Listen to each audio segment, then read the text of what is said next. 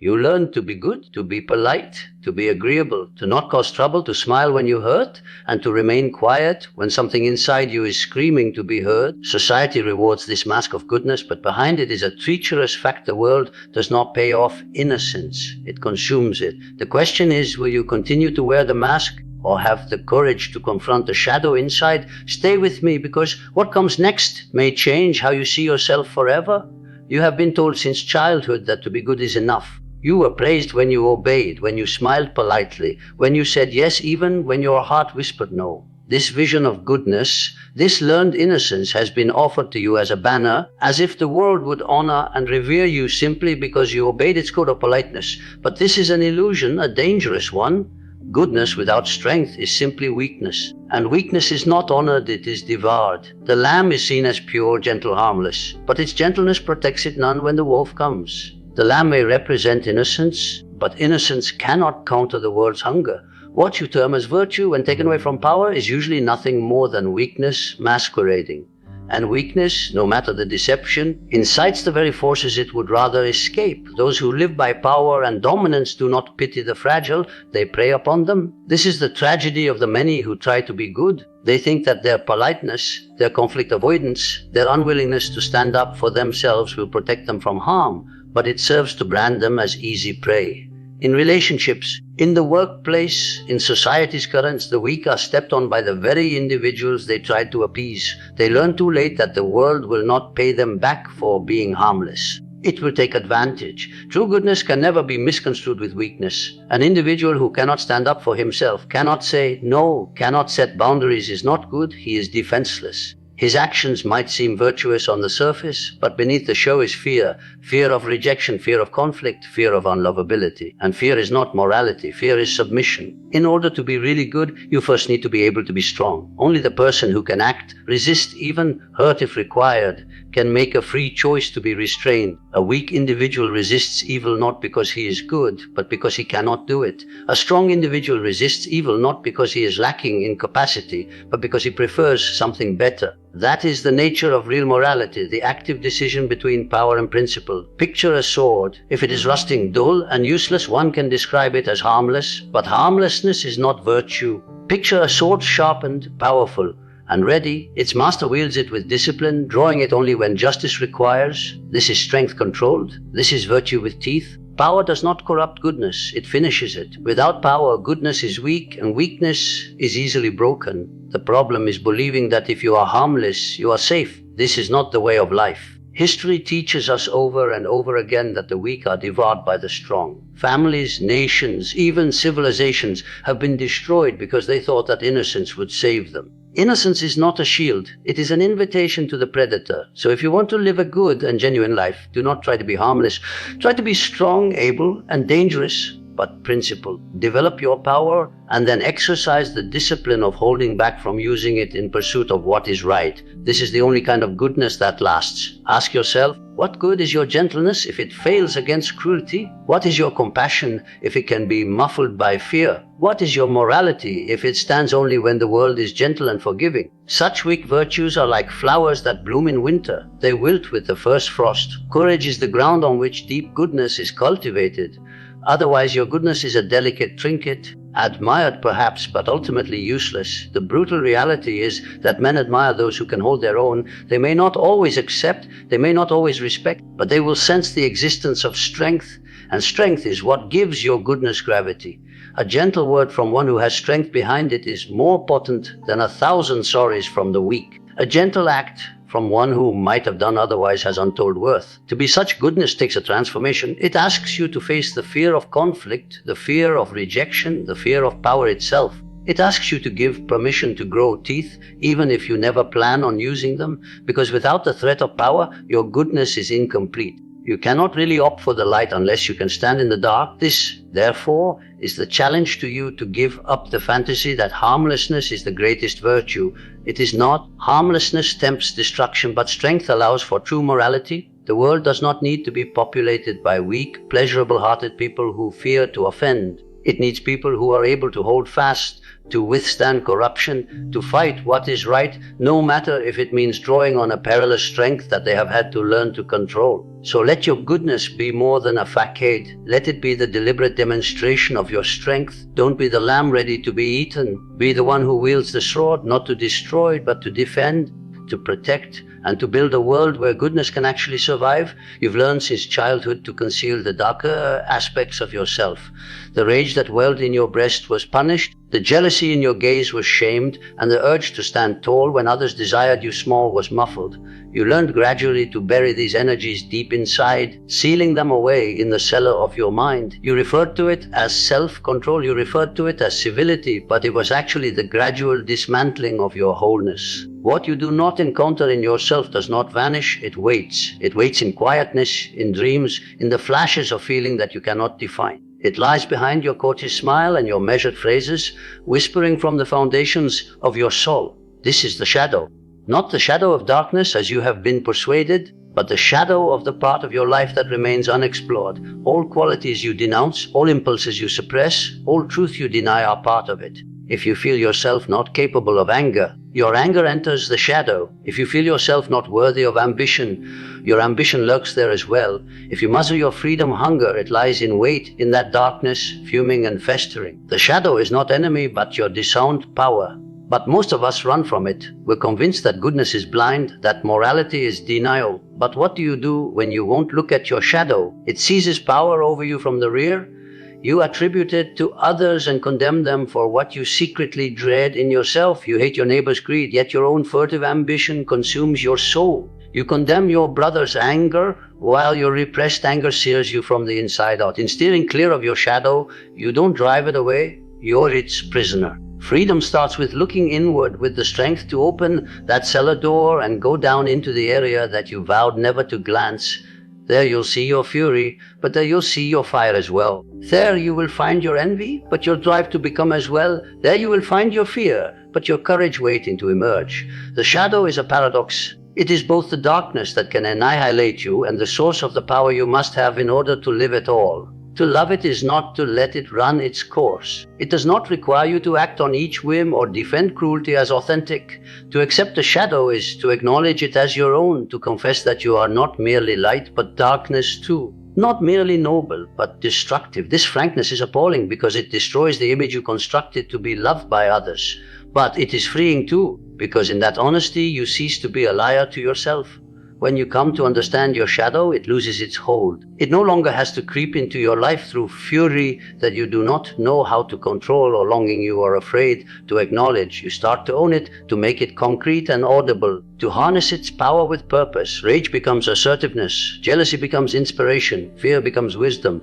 The powers that once promised to shatter you become the powers that make you whole. Think about the individual who has never faced their shadow. They smile when they are angry. They surrender when they wish to fight. They designate themselves as virtuous, yet secretly resentment simmers. Their goodness is fragile, poised to crack the instant pressure is applied. Think now about the individual who has encountered their shadow, who has stepped into the darkness inside them and emerged with its flames. They do not have to act as if they were harmless, since they are aware of their power. They can refuse without shame. They can fight without rage. They can stand firm without brutality. Their goodness is not brittle, it is vibrant, based on power. The journey to this wholeness is not easy. It requires honesty, patience, and courage. You have to sit with the emotions you were trained to repress. You must give the names of the things you swore you never desired. You must gaze into the mirror and confess that you are not only what you pretend to be, but also what you dare not be. And yet, in this confrontation, you will find the one thing that hides from the grasp of those who hold on to innocence true strength. Don't get it wrong. The shadow will never go away. It will always accompany you. But when you know it, when you embrace it, when you incorporate it, you stop being dominated by it. You become a complete person, not split between the acceptable and the taboo. And in completeness, your life finds a depth, a heaviness, a reality that can't be attained by faking to be all light. The world does not require more individuals hiding behind their shadows. It does not require more politeness masks covering reservoirs of resentment. It requires people who have entered their darkness, confronted it, and come back with its wisdom. Only such people can act with true power and true compassion. Only such people can hold their ground in a world that eats up the weak and plays with the blind. So don't flee from the things that scare you within yourself. Find them, face them, look into their eyes, because ultimately the shadow is not present to consume you. It is present to make you whole. And until you accept it, you will never be aware of the wholeness of your own humanity. Wholeness is not a soothing harmony obtained by sanding away every blemish and shadowed urge inside you. Wholeness is a conflict, a great relentless conversation between the light that wishes to rise and the darkness that will not be quiet. Far too many have learned that wholeness is purity, stainlessness, untouchability by rage, by jealousy, by lust. But to be pure is not to be whole. It is half of the tale, a brittle fiction that cannot withstand the burden of actual life. Each human being has within themselves a duality. On the one hand, the aspiration for goodness, compassion, and truth on the other, the drives of power, possession, and destruction. To reject one in favor of the other is to break the soul. And broken souls do not live, they only act. They act the part of what is good, what society approves, yet the part repressed is hidden beneath, festering, waiting to burst forth. You see it everywhere. The man who boasts he is always kind, always reasonable, blows his top one day in vengeful fury. The woman who boasts of humility begrudges every success she sees around her until resentment infects all her relationships. The preacher who talks purity is brought down by the very desires he swore he did not possess. These are not accidents, they are the effect of trying to live with half of oneself. What is disowned does not go away, it becomes a shadow. And the shadow is patient, it will wait years, even decades, but it will not be silent. It will appear in dreams, in irrational terrors, in fixations, in tantrums of rage, in repeating patterns of pain in relationships over and over again. It will insist upon being acknowledged. The work, then, is not to annihilate the shadow, for that is impossible. The work is to integrate it, to bring it into awareness, and to accept it as part of yourself. This is the meaning of wholeness, not the triumph of light over darkness, but the integration of the two. Think of the image of the ancient serpent consuming its own tail, the never-ending cycle of creation and destruction, death and rebirth. That imagery speaks a truth about the soul life is not dichotomous. It is not good, nor is it evil. It is both. To try to eliminate half of this cycle is to eliminate the very nature of life itself. Integration does not equate with indulgence. In order to integrate your anger does not imply that you become violent. It implies that you recognize that the potential for violence exists in you, and thus you must take responsibility for it. In order to integrate your envy does not imply that you undermine others. It implies that you know that envy is a reflection of your unlived desires, and that these desires need to be faced and not suppressed. To incorporate your fear does not indicate to hide. It indicates to acknowledge its presence and yet opt for courage despite it. When you bring the shadow into awareness, you find that what you believed was solely destructive also has life-giving power. Your rage is a source of strength. Your jealousy is a pointer to what you secretly wish to produce. Your desire for power, when controlled, is the power which allows you to lead, to construct, to safeguard.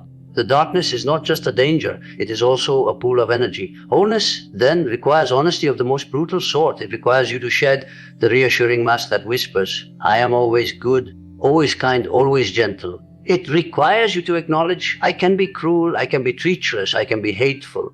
Only then can you start to master these forces instead of being mastered by them. Only then can your goodness cease to be fragile performance and instead become a deliberate choice. No virtue is there in being harmless. The harmless individual is not complete, they are unfinished. A half-developed being who keeps their other half hidden in the shadows. Only when you have seen your potential for destruction and yet prefer creation is there true virtue. When you have seen your potential to wound and yet prefer to heal, when you have seen your potential for deception and yet dedicate yourself to truth.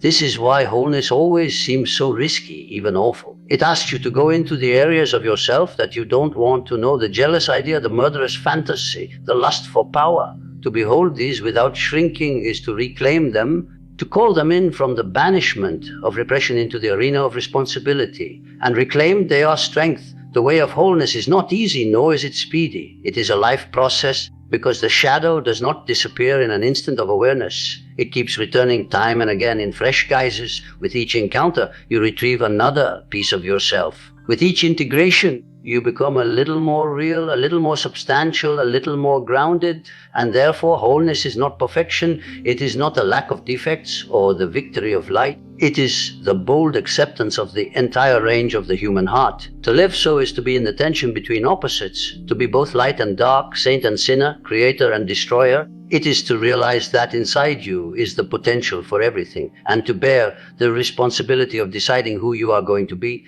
That is the curse of being human, and that is also the gift. Goodness in and of itself is not very heavy in the world. A person can be boundlessly kind, boundlessly forgiving, boundlessly gentle, and still be powerless against cruelty.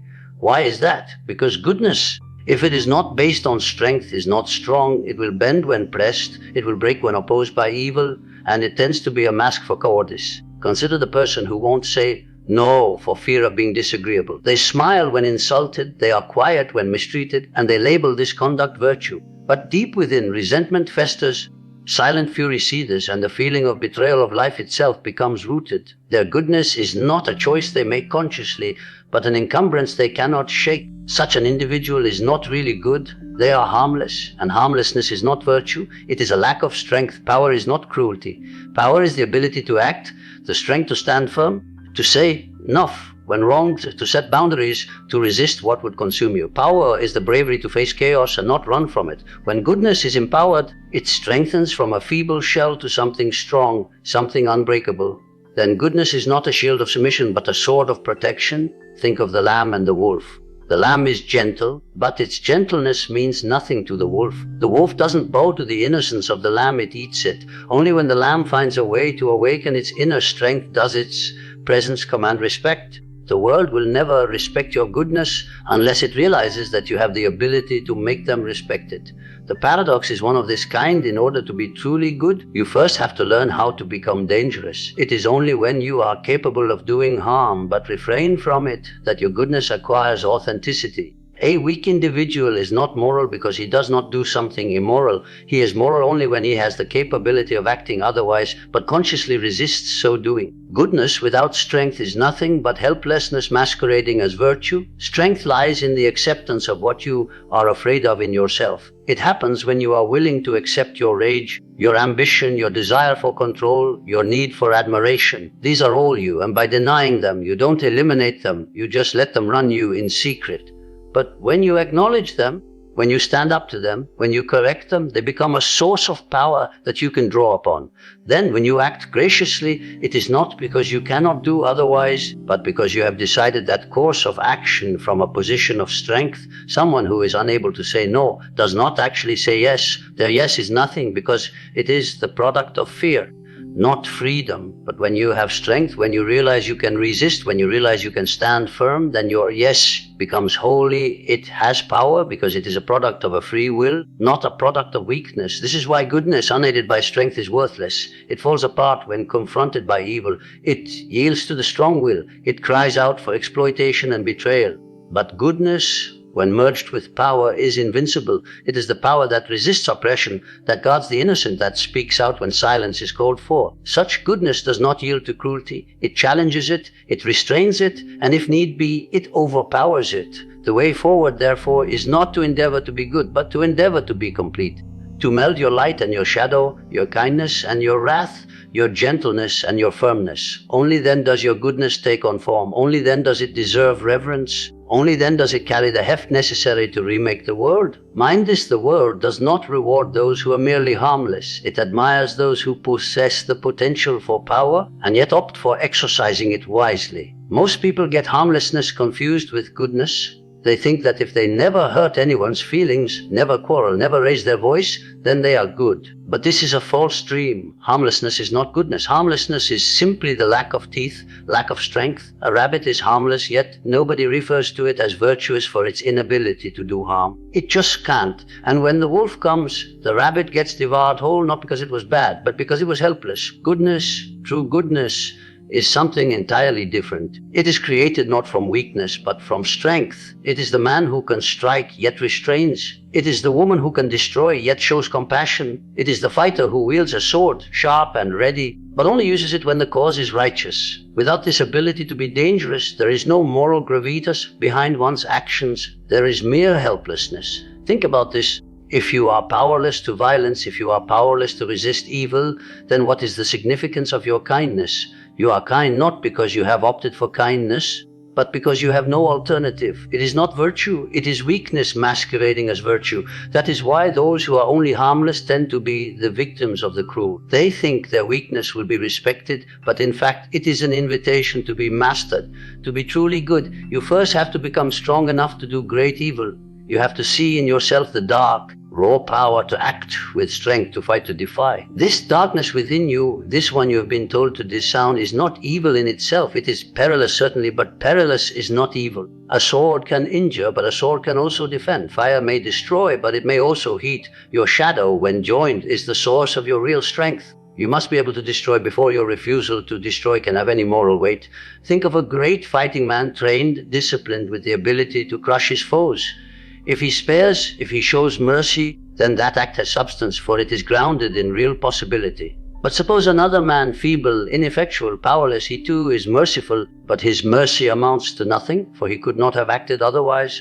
His self-control is not a virtue, it is a necessity.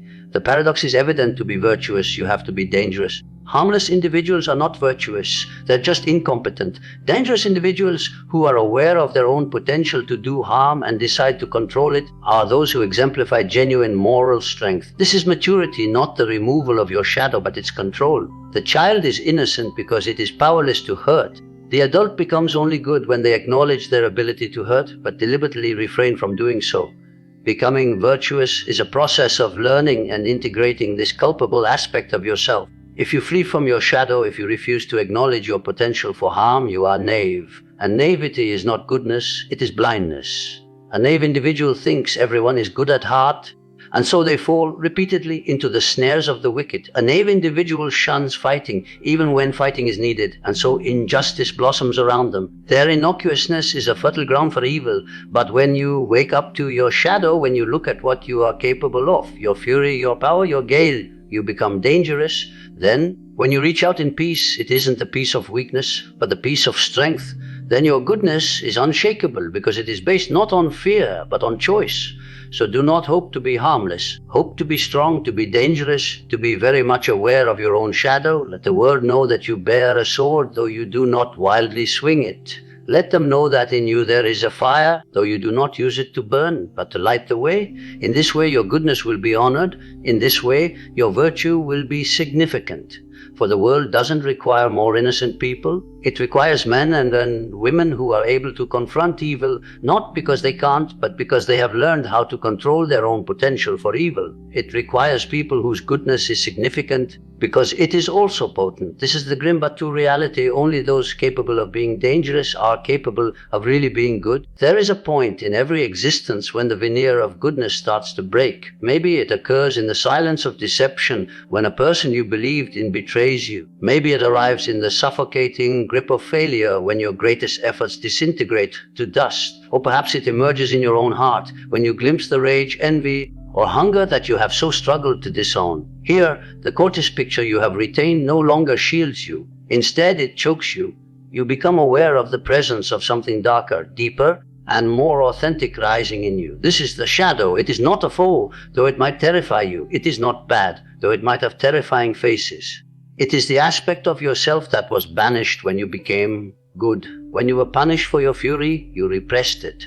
When you were told your needs were selfish, you muzzled them. When you were cautioned that your drive was prideful, you bound it bit by bit. You trimmed pieces of yourself away until all that remained was a thin veneer, smiling but empty. And still, the shadow does not perish. It waits, it observes, it whispers in your dreams, in your sudden bursts of fury, in the bitterness you cannot define. It insists on being acknowledged. For as long as you refuse it, you will be split in two against yourself, one half quivering in the light, the other ranging in the dark. You will marvel at why your love affairs end, why your braveness deserts you, why your generosity is taken for weakness. You will not notice how the aspects of yourself that you detest most are the very aspects you most urgently require. To meet your shadow is not to give in to it blindly, but to regard it with unwavering eyes. It is to acknowledge, yes, I am capable of anger. Yes, I am capable of selfishness. Yes, I am capable of cruelty, if I so choose. But in doing so, you are not evil, you are free. For the individual who understands that his capacity for destruction is the only capacity for creating. The individual who has confronted his rage is able to change it into courage. The individual who has confronted his envy is able to change it into ambition. The individual who has confronted his fear is able to change it into wisdom. The shadow is not a poison. It is a raw material. It is the iron ore on which the sword of the soul is forged. Buried, it rusts. Exhumed, it can be hammered into strength. Those who will not confront it are its slaves, striking out blindly, covertly manipulating, lying even to themselves. But those who will confront it and bring it to light lose something far more precious than innocence. They acquire integrity. They are no longer split in two. They no longer exist as a mask, but as an integrated being. Do not be fooled by the superficial solace of harmlessness. The world will not reward you for being weak. It will not reward you for quieting your truth. Walking the path of wholeness is to embody the knowing that you are dangerous and then to hold that danger in check. It is to understand that your rage can shield the innocent, that your drive can construct something magnificent, that your blaze can light up those who are around you instead of consuming them. But this change needs honesty. Honesty brutal. It needs you to look in the mirror and not just see the smiling face, but the beast beneath it. And it needs the courage to admit, beast too is me.